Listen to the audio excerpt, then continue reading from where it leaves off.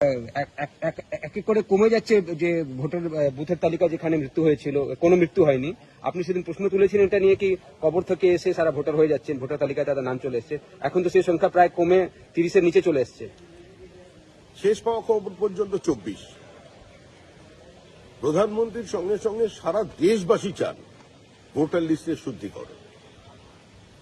তাই এটা দেখে ভালো লাগছে যারা কবর থেকে উঠে গুটি গুটি পায়ে এসে ভোটার লিস্টে ঢুকে পড়েছিলেন তারা আবার হাঁটতে হাঁটতে কবরে ফিরে যাচ্ছেন, ওরা শান্তিতে থাকে।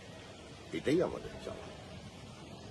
আজকেও আবার বিক্ষোভ দেখিয়েছে রাজ্য সরকার, পাওনা টাকা পাচ্ছে না কেন্দ্র থেকে, তার মধ্যে জল জীবন মিশনও রয়েছে। কিন্তু বিক্ষোভের জন্য বিক্ষোভ, 14 বছরের প্রাতিষ্ঠানিক দুর্নীতি, লুট, স্বজন পোষণের থেকে দৃষ্টি ঘোরানোর জন্য বিক্ষোভ, ইস্যুহীনতায় ভোগার জন্য বিক্ষোভ।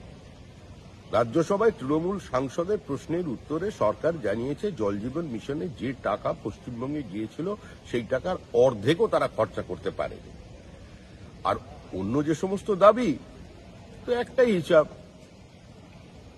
টাকা নাও হিসাব দাও। তৃণমূল হিসাব দিক। তৃণমূলের এই দুর্নীতির কারণে তো প্রান্তিক মানুষ সত্যি সত্যিই বঞ্চিত হচ্ছে। এখন তৃণমূলের ধর্ণা চলবে, আর তো 6টা মাস, তারপরে বিশ্রাম।